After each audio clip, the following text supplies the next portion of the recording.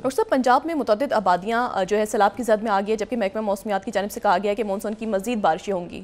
बारिश शुरू हो गई है इस्लामाबाद सही। में और काफ़ी दीगर इलाकों में भी आज पंजाब में और आज़ाद कश्मीर में आज कुछ देर के बाद बारिशों का जो स्पेल है, एक ताकतवर स्पेल वो मुल्क के मुख्तलिफ हिस्सों में शुरू हो रहा है सैलाब के साथ ही। जो मैंने कल भी बात की थी कि सैलाब की हम बात सुन रहे हैं अभी तक, लेकिन अब जो है वो बारिशें भी शुरू होने जा रही हैं और शिद्दत के साथ। और ये जो स्पेल है शायद ये 3 तारीख तक रहेगा और फिर उसके बाद वक्फा आएगा और फिर उसके बाद ये दोबारा एक और स्पेल आएगा उसी दौरान, जब ये सैलाब जो है वो अपने पीछे बर्बादियाँ छोड़ता हुआ आगे सिंध की तरफ बढ़ रहा होगा। और ये बात मैंने कल भी की थी और आज मैं दोबारा कह रहा हूँ कि ये पूरा जैसे एक नक्शा सा जो होता है ना, क्योंकि जब आप कहते हैं ना देहात मिट गए और बस्तियाँ बह गई, तो फिर एक पूरा नक्शे जो है ना उन जगहों के, वो लोगों ने बरसा बरस से अपने वहाँ मकानात बनाए होते हैं, सड़कें, पुल, तो वो पूरा फिर इलाका जो है वो एक बर्बादी की मिसाल पेश कर रहा होता है। अब इसमें जो बात है सारी वो ये है कि कुछ तो क्लाइमेट चेंज है, लेकिन ये है कि मैन मेड क्राइसिस को हम डाइवर्ट करते हैं क्लाइमेट चेंजेस की तरफ। और इस बार तो पूरी कौम जो है उसके अंदर तमाम ही लोगों में इस बात का कवितर एहसास है कि हमने जो दरियाओं के किनारे जो गैर कानूनी हाउसिंग सोसाइटीज़, और न सिर्फ हाउसिंग सोसाइटीज़ बल्कि आबादियाँ भी, मैंने कल भी बात की थी ना कि हाउसिंग सोसाइटी के पीछे एक कच्ची आबादी ज़रूर, उसको लीगलाइज ज़रूर किया जाता है ताकि लोग वहाँ पे आके जो है वो काम कर सकें। तो उसके नतीजे में जो है वो अब सारा सामने है सबके। और ये जो बात है ना इस वक्त, ये बहस का छेड़ना कि वो क्या मुल्क में आबी ज़खायर होने चाहिए, ये जो ना एक अटर नॉनसेंस किस्म की एक बहस है। मतलब आप ज़रा तसव्वुर करें कि हमने जब न्यूक्लियर, पाकिस्तान अल्लाह का शुक्र है एक पावरफुल न्यूक्लियर स्टेट है, अब उस वक्त हम ये बहस छेड़ देते भाई कुछ चीज़ें आपने करनी है, आपने करनी है। मतलब क्या हमें डैम बनाने चाहिए, अब सब ये हर 5-7 साल बाद, 2 साल बाद, 3 साल बाद एक जो है ना वो डिबेट वक्ती तौर पे छेड़ देते हैं जी। क्या हमें आबी ज़खायर बनाने चाहिए या नहीं बनाने चाहिए। ओ भाई, जब आपने एक चीज़ जो मुल्कों के लिए लाजमी है और जो आपने करनी ही करनी है, तो उस पर आप बहस क्यों कर छेड़ रहे हैं। मैंने आपसे कहा ना कि जो चीज़ नहीं करनी होती ना उसके ऊपर एक बहस छेड़ देते हैं और वो बहस चलती जाती है और वो कुछ भी नतीजा आखिर में उसका 0/0/0 निकलता है।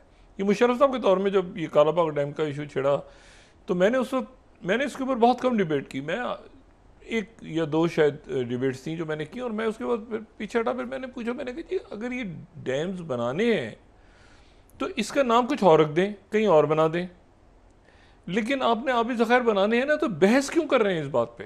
अच्छा, इतनी पावरफुल लॉबीज थी उस वक्त, उस सिस्टम के अंदर मौजूद थी, और वो आज भी हैं,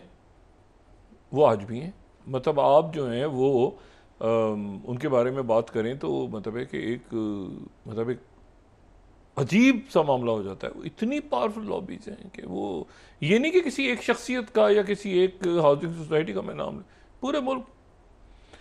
और उसमें जो है वो आपके पास देखिए ना, अल्लाह ताला ने मौसम दिए हैं, आपको पानी दिया है, आपको हर किस्म की अल्लाह ताला ने नेमत से नवाजा है। और ये फूड बास्केट की कितनी इंपॉर्टेंस होती है, बहुत। ये सिर्फ ये नहीं कि दरख्त हैं तो उसके नतीजे में कोई क्लाइमेट नहीं, आपकी फसलें तबाह हो गई हैं। आपके यहाँ पर जब पानी खड़ा रहेगा पीछे, तो उसके बाद फिर आगे इश्यूज पैदा होंगे, बीमारियाँ फैलती हैं, बाकी मसले खड़े होते हैं।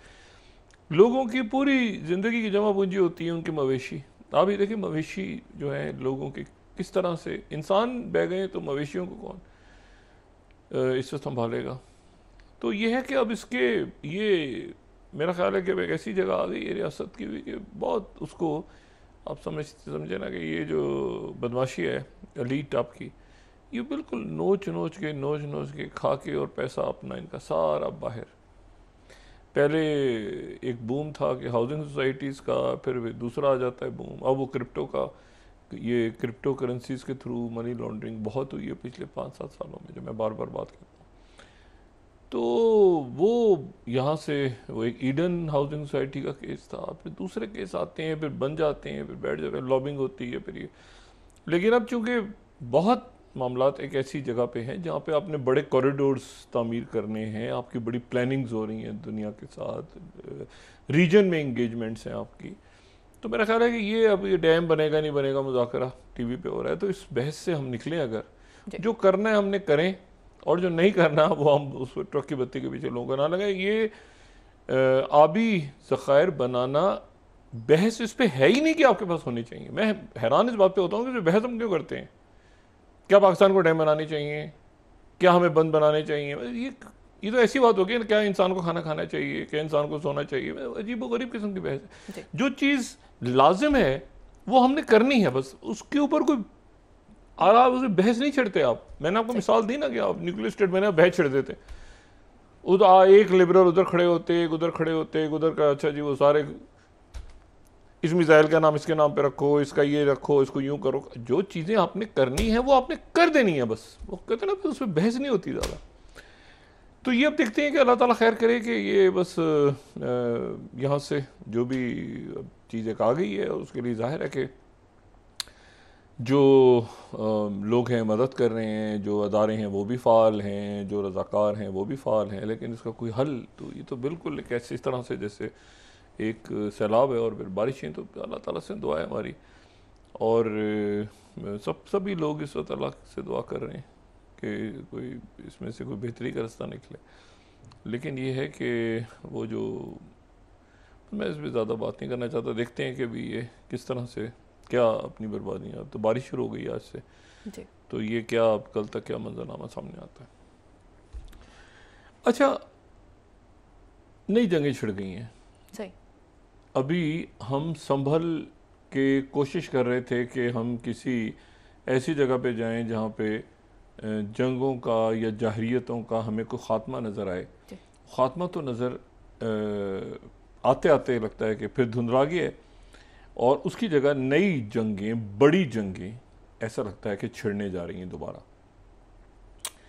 अच्छा, मैं जंग का लफ्ज़ इस्तेमाल कर रहा हूँ उसके लिए, और एक तो ये है कि जो इसराइल डिफेंस फोर्सेस की तरफ से ऐलान हुआ है, फर्स्ट अगर मैं यहाँ पे दिखाऊँ, उनकी तरफ से जो सोशल मीडिया पे पोस्ट किया गया है, in accordance with the situational assessment and directives of the political एथियन स्टार्टिंग टुडे एट 10 बजे, local tactical pause in military activity will not apply to the area of Gaza city। यानी वो जो इमदादी कामों के लिए वो जो था ना कि इतने घंटों के लिए कोई फौजी कार्रवाई नहीं होगी, और इस दौरान ट्रक दाखिल होंगे और इमदादी सामान, खुराक, अद्वियात अंदर जाएंगी और मरीज़ बाहर आ जाएंगे। तो आज 10 बजे से उसको इसराइली फ़ौज ख़त्म कर रही है। The IDF continuous. अच्छा, और उसके बाद अगला जुमला जो है इंपॉर्टेंट है इसका, जो फर्स्ट पैरा का जो लास्ट है, Gaza city which constitutes a dangerous combat zone. अब जो है एक ख़तरनाक जंगी इलाका, उसको गजा सिटी को दोबारा उन्होंने करार दे दी है, और उसमें जो है वो ये कह रहे हैं कि अब इस दौरान जो है वो जो एक वक्फा होता था दिन का, कि जिसमें वो दवाइयाँ आती थीं, जिसमें जो है वो इमदाद पहुँचती थी, मरीज़ बाहर जाते थे, चंद घंटों के लिए जो है वो खाना डिस्ट्रीब्यूट होता था, सब कुछ होता था, ट्रक दाखिल होते थे, वो सारा जो है वो आज से हम बंद करने जा रहे हैं।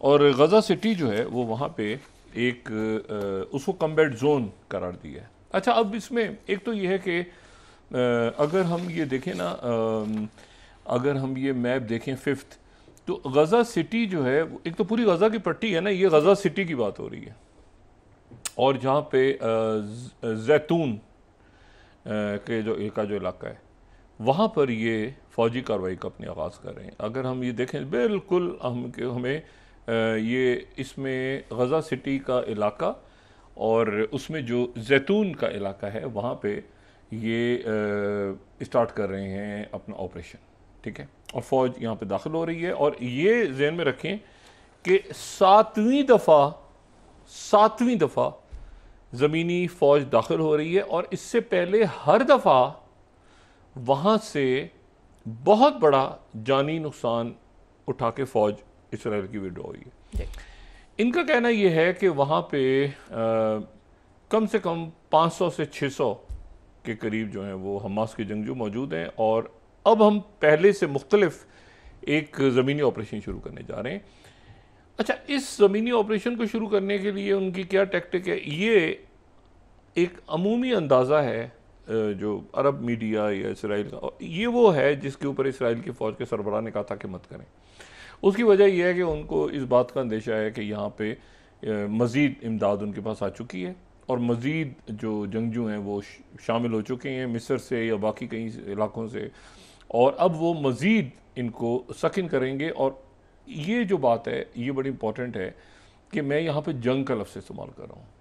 एक तो जहरीत तो है ना, जहरीत तो हो रही है कि वहाँ पे कहत फैल गया है, बीमारियाँ फैल गई हैं, वहाँ पे जो है वो ये जंगी जराइम हो रहे हैं, बच्चों की डेथ हो रही, सब कुछ हो रहा है। लेकिन ये जो एंटर हो गए तो फिर ये एक नई जंग, ये जंग होगी, ठीक है, क्योंकि उसकी वजह ये है कि एक तो ये कि तमाम अरब ममालिक, तमाम OIC, तमाम दुनिया ये कह चुकी है कि आप चाहे इस प्लान को मंजूर करें या उस प्लान को करें, जो भी आपने करना है वो आप जल्दी करके और ये सीज फायर करवाएं। Qatar, Saudi Arabia, Türkiye, Pakistan, Egypt, Europe, Russia, China, सारी दुनिया कह चुकी है कि जी आप इसको यहाँ पे जो भी है आगे बढ़ें। प्रेसिडेंट ट्रंप पे स्टीव विटकॉफ ने जो बात की थी और फॉर्मूले थे, तो उसके ऊपर सारा अमल दरामद हो गया।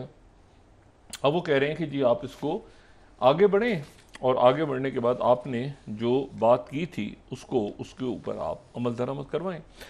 अच्छा, इसी दौरान जो है वो एक जो इलान वेस एक यरगमाली था जिसको हमास के लोगों ने अगवा किया था 7 अक्टूबर 2023 को। तो फौजी ऑपरेशन करके इन्होंने 2 वहाँ से, अच्छा इसका मर्डर हो गया था, हमास ने इसका मर्डर कर दिया था, उसी वक्त गोली मार दी थी इसको, और बड़ा एक अजब वाक़या था।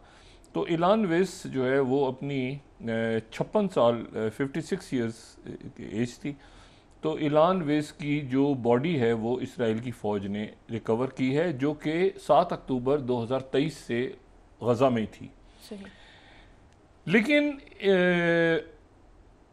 जो इलान वेस की जो बीवी जो कि 53 साल की नाम श्री वेस, और नोगा बेटी 18 साल की, इन दोनों को जो है वो नवंबर 2023 में जो यरगमाली छोड़ने का पहला मरहला था, उस मरहले में हमास के लोगों ने छोड़ दिया था। तो बीवी और बेटी जो है वो रिहा हो गए थे, और ये जो है ये इसकी बॉडी वहाँ रह गई थी। 7 तारीख को ही गोली लगी थी, तो बॉडी जो है वो 2 बॉडीज रिकवर कर ली हैं। जिंदा यरगमाली नहीं, इसराइली फ़ौज ने कहा है कि हमने पिछले 24 घंटों में 2 जो हैं बॉडीज़ रिकवर की हैं। सही।